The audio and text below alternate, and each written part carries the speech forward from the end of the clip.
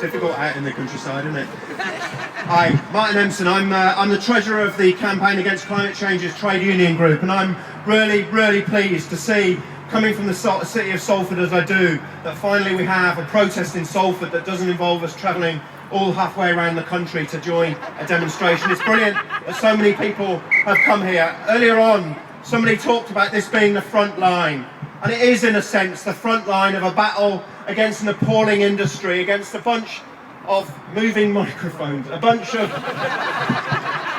It's okay, it's fine.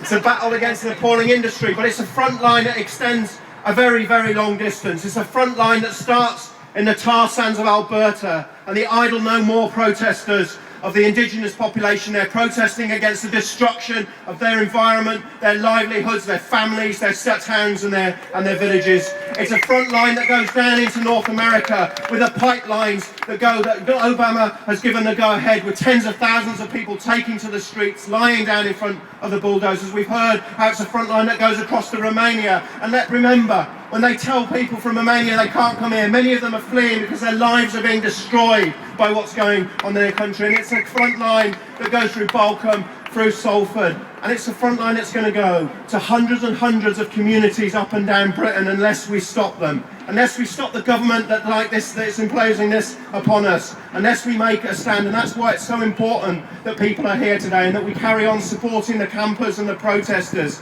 because I'll tell you one thing, it won't be Ian Duncan Smith or Boris Johnson who have to worry about drilling in their back garden. It will be council estates, it will be working class people up and down the country whose lives are destroyed by this. But there's another factor to it as well. There was a report 2 weeks ago of the number of people who died of hypothermia last winter. 31,100 pensioners in Britain, people who can't afford their heating.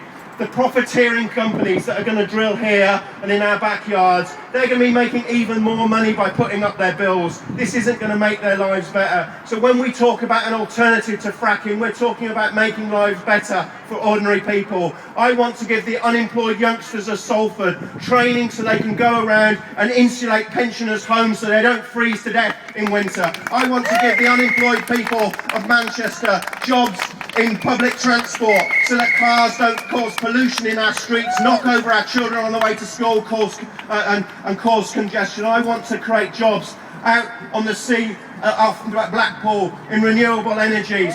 Why? Not just because it's better energy, but because you get more jobs for better, cleaner energy per gigawatt. That's what we should be fighting for. It's a better vision of society. That is one that says we should not put the profits of the fossil fuel corporations before the lives of working class people and before the lives of ordinary people, and we should not destroy the planet in the process. So I'm glad to bring you solidarity greetings from the trade union group. I'm glad so many of us are here the next time we have to make it bigger. One final point.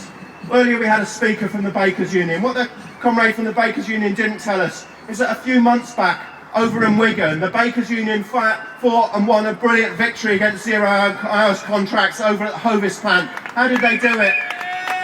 They blocked the lorries. They stopped the lorries leaving and entering the plant. There's a lesson to be learned from Hovis and from the trade union movement. Thank you.